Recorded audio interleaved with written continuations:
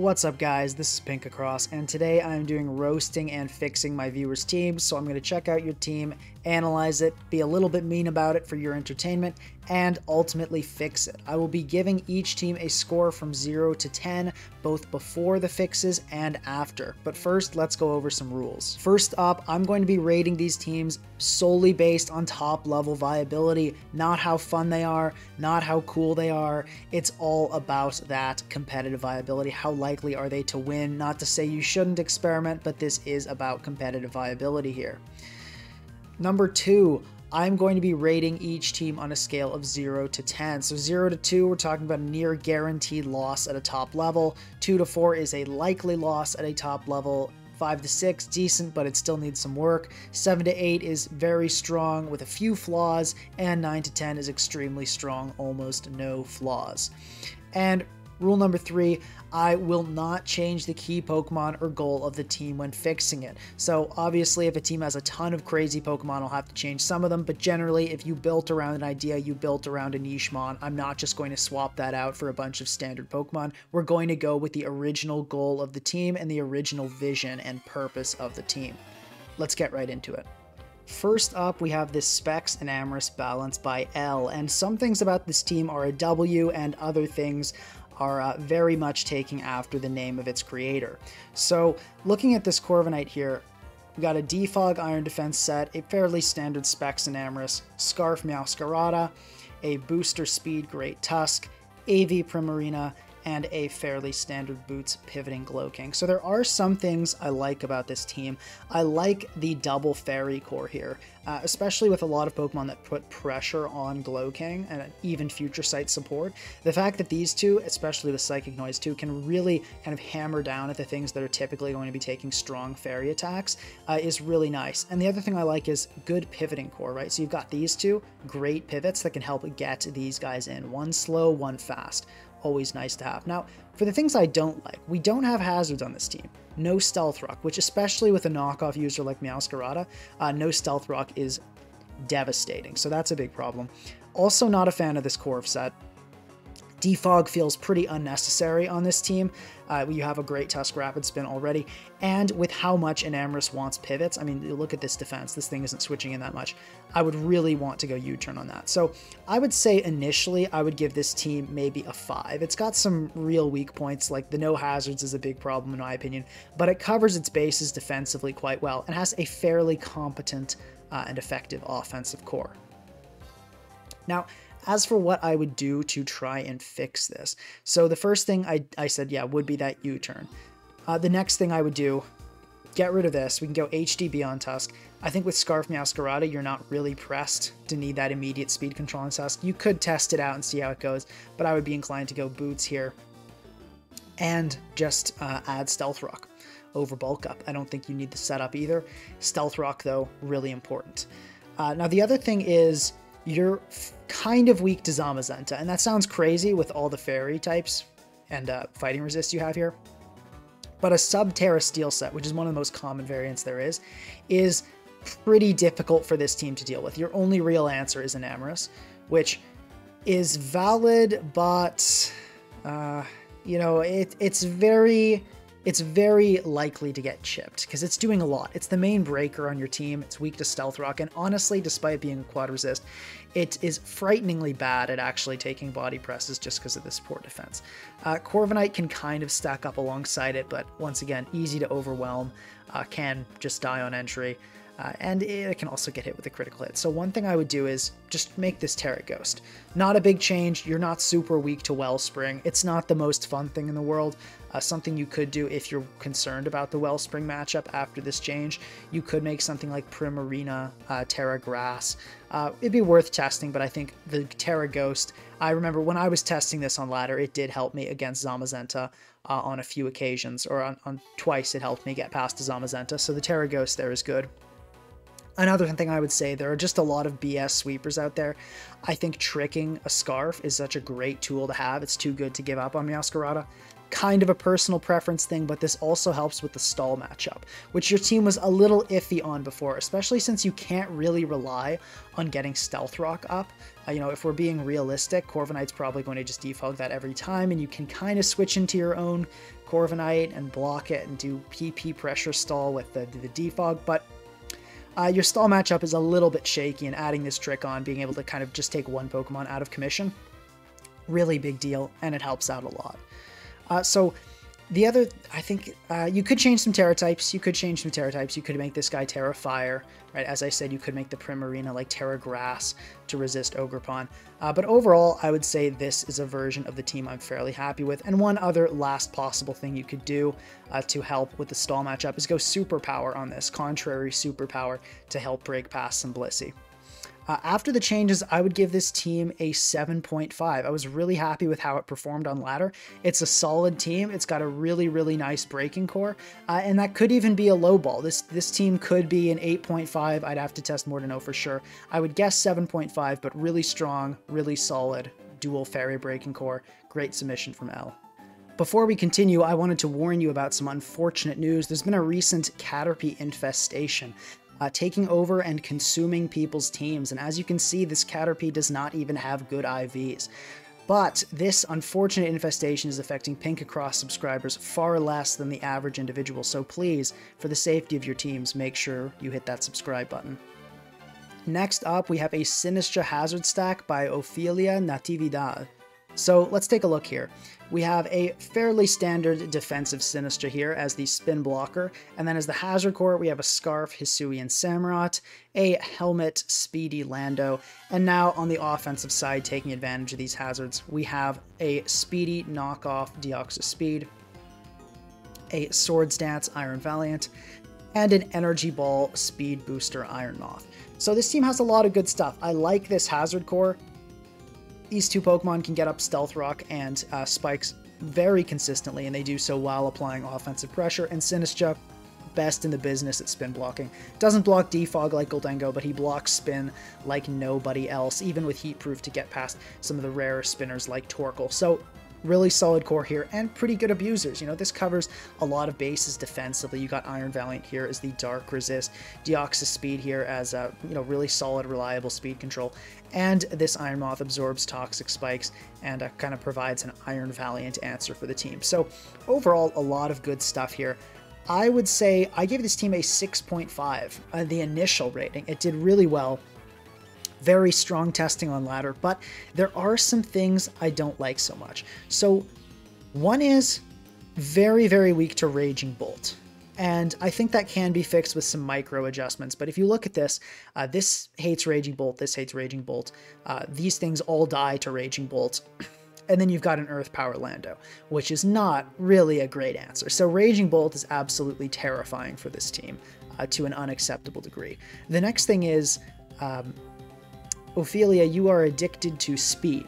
And I mean that in the sense of the stat. Look at this. So you got a Scarf Hisuian Samurott, a Knight or a plus speed Deoxys Speed, a booster speed Valiant, and a booster speed Iron Moth. You just don't need all this speed. This team is... Now, being fast is not necessarily a problem, but in the sense of you're giving up power and bulk for speed, this team is way too fast. So what we're going to do, and this will also help with the Raging Bolt, is tone down the speed a little bit. So one thing I'm going to go right off the bat, Assault Vest. And I would say make this Terra Ground just for those Raging Bolt emergency cases, because let's face it, you're pretty much never going to Terra Samurott anyway. And I would go with a more offensive set and add a little bulk in here. So we'll go with enough speed for Raging Bolt. So that's going to be 250, and we can put the rest in HP. You could also go Jolly and put even more in HP. That definitely would not be a mistake, I would say. I like the power here, but that's something you could test and kind of see for yourself. Lando, I actually do like the speed on. I think outspeeding Tusk and Glamora is nice, so I will leave that there. The Iron Valiant, though, I want to change this. I'm actually thinking you go Booster Attack here. So Booster Attack, Terra Ghost, SD Sneak with Hazards up can get some really big surprise KOs on your opponent. One other thing I would say, I don't think Fairy coverage is really essential. I think Gliscor is a bit difficult for the team. It can poison Sinistra, it can bother Lando, Hammerot can kind of do damage to it, but even that's a little tough, and Iron Moth doesn't like it. So having this Ice Punch here that can kill Gliscor, and it helps with a lot of other things too, like you previously couldn't touch Unaware Clodsire, now you can do that. So this will make this team stall matchup a lot better, and trust me, with those hazards up and this booster attack Shadow Sneak, that's going to be so much better. Now the last thing on Iron Moth here, partly because of the Raging Bolt situation, and partly because it's just, I think it's a better set overall, I would recommend Terra Blast Ground. I know it's a bit Terra reliant, but it gives you actually something to hit Heatran with, and overall, this is a very, very difficult type combination to wall. So what this does basically changes, I've shored up your Raging Bolt matchup, giving you a little bit more power, a little bit more bulk in exchange for that speed, because you really didn't need all that. You didn't need a Scarf on this, AV is fine, and it also gives you a special wall. You kind of had a pseudo-physical wall with Lando, this gives you a pseudo-special wall, just to have something that can switch into some of those stronger hits, which even an offensive team like this definitely needs. Now, after these changes, I would say this team is an 8. I tested and laddered, really fantastic performance, performed very strongly in mid-1900s, and I only stopped testing it to work on other teams. It could have gone even further. Honestly, I was really impressed with this team. My main problem is the Roaring Moon matchup. It was rough initially, and it's still rough after the alterations. It's definitely by no means an instant lose matchup, but Roaring Moon can be a little tough. So you've got to play very carefully and make sure you don't give it any free setup opportunities in the Roaring Moon matchup. But very good stuff. Lastly, we have a Mamoswine Hazard stack by Max N. So taking a look at this, we start off with a crazy Tentacruel set here. Full support, flip turn knockoff, rapid spin toxic. This Tentacruel is doing damage to nothing, but it's, holding the world on its shoulders here. Then we've got a Banded Mamoswine, fairly standard set here. A Choice Specs Terra Blast Flying Thunderous, classic, one of my favorites. A Specs Iron Valiant with Destiny Bond here. And we've got a defensive Stealth Rock Skarmory and a specially defensive Spikes Ting Lu. So I do like this Breaking Core. You've got these two, let's say these three. These three users are going to absolutely obliterate any defensive core. So that's the good part. The bad part is the rest of the team cannot support having 3 not that fast choice users. The only one that's really speedy is Iron Valiant, and even that's actually getting outsped by a lot. So let's look at the tier of OU. We look at speed. Iron Valiant is all the way down here. Look at all these Pokemon. It seems like 116 is super fast, but then you look at this and you're like, wow, this team is getting outsped by a lot. And yeah, it really is. So yeah, slow, that's one problem. The fastest thing is Iron Valiant, and it's not a super bulky team, so you can't afford to have your fastest Pokemon be a non-booster IVAL. Next thing is the Fairy weakness. You look at this team, you've got Skarmory, which is a fake Fairy Resist because it's not taking any Moonblasts. A bunch of things, these two are new. These two aren't taking a Moonblast. Nothing is taking a Moonblast except for Tentacruel here, which can't heal at all, and on top of not being able to heal, it has so much to do. It has to spin for all these hazard-weak Pokemon, and it's the only Fairy Resist. So I don't see a situation in which a well-played Fairy type doesn't really kind of run through this team. And the other thing is, so you've got a Hazard stat core here, and no Spin Blocker. And in general, I think this team bites off more than it can chew with the Hazard game. A lot of Hazard stack teams will run boots themselves because it's a very difficult thing to do to both keep up Hazards on your opponent and keep them off the field, but that seems to be what you're trying to do. And on top of that, you kind of really went full send on that plan of having Hazards on just the opponent's side, but not your own, because you've got these really Hazard-weak breakers here. Like Mamoswine hates it, Thundurus hates it. Iron Valiant is okay with Hazards, but it doesn't love Spikes being up, for sure. So there are definitely some things that need to change. Overall, I would give this team a 4.5 initially, but there are some things we can do. So the first thing is, and I know I say I don't like to, change the feature Pokemon, but here I'm considering this Mammoth-Thundeecore to be the main attraction and not the Tentacruel. I'm going to switch it for a Slowking. So what that's going to do is, that's going to give you a much more reliable Fairy answer. The difference between Regenerator and not Regenerator when dealing with repeated Moonblasts, it means the world. So we're going to go with a fairly standard set here. Future Sight, Toxic, Sludge Bomb, and Chilly Reception, I'd say you definitely want to go Terra Water, because I know I did remove Tentacruel, so that kind of takes away your water and your fire resist, but we're going to deal with that in a minute, because as I said, this team is slow, and this team lacks a ghost resist. So what we're going to do, and it also has just too much power. You don't need this much power on a team. If you find yourself with a choice band user and 2 choice specs users, probably you've gotten way too many wall breakers and too little in other departments, which is definitely what happened here. So we're going to go with Dragapult. This is going to help us with speed. We're going to go with Boots because we've gotten rid of our removal, so we're going to need more Boots. And let's go with a fairly standard set. This is just my go-to. Now, one thing I will say is I do want to go Steel. I normally like Ghost on this for the Hex power boost, but on this I want to go Steel just so this team has something for Terra Ghost Weavile, which is something that did give me problems in testing. Definitely is not an ideal situation when you run into those. Kind of can sort of farm Skarm, and it's a bit of a struggle. So yeah, we'll go with Terra Steel on Pult, and the other thing I want to change, so we did remove removal. We don't want our main Breaking Core to be super weak to hazards, so we're going double Boots on these guys.